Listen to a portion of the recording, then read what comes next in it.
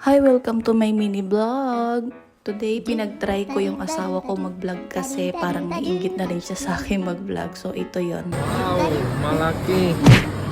Wow, 1, 2, 3, 4. 1, 2, 3, 4. Wow, sobrang malaki. 1, 2, 3, 4. 1,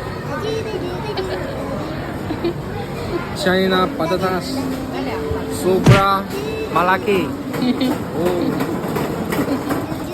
Super. Yung sa fresh eggplant, only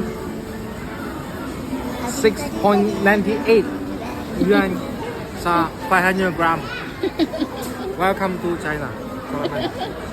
Yung malaki mangga.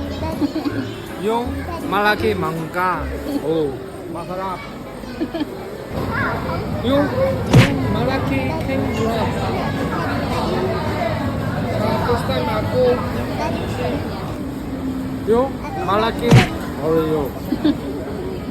Welcome to China. Hi, welcome to my mini vlog. Today, samahan niyo akong mag-grocery dito sa China. At ayan, napansin niyo nga, nakapantulog pa nga ako dyan kasi naman dito, wala silang pakialam kahit ano pang isuot mo. Napansin ko nga dito sa China, walang katao-tao dito sa may snack area at ito na nga, tinan mo naman, ang dami-daming mga snacks. Ito na nga, makikita mo nga sila dito sa may mga prutasan at mga gulayan, diba? Tapos yan, napansin nyo, ang mumura ng mga prutas dito sa China. At ayan, ngayon ako nakakita ng dalandan dito. Ang alam ko kasi sa Pinas lang may dalandan. At ito, share ko na lang din. Dito sa China, hindi sila mahilig kumain ng mga matatamis at masyadong maaalat. Dito, makikita mo na napaka-healthy ng mga tao dito dahil gulay at prutas lang ang hilig nilang kainin. Tapos madalang ka lang dito makita ng mga fast food at walang Jollibee, KFC dito sa China. Pansin ko din malalaki rin ng mga gulay dito sa China. Tingnan nyo naman yan, no? 'Di ba? Halos kasing laki lang ng kamay ng asawa ko. Grabe.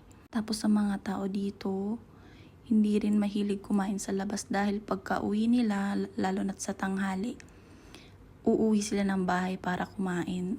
Ganon. Bukod doon, mahilig din silang uminom ng mga tsaa. Pansin ko nga rin dito, kaunti rin lang din ang mga mata. Kung pansin nyo si Kim Cho, ganon kapet ang mga tao dito. Grabe. Okay, hanggang dito na lang. Bye-bye till my next vlog. Thank you.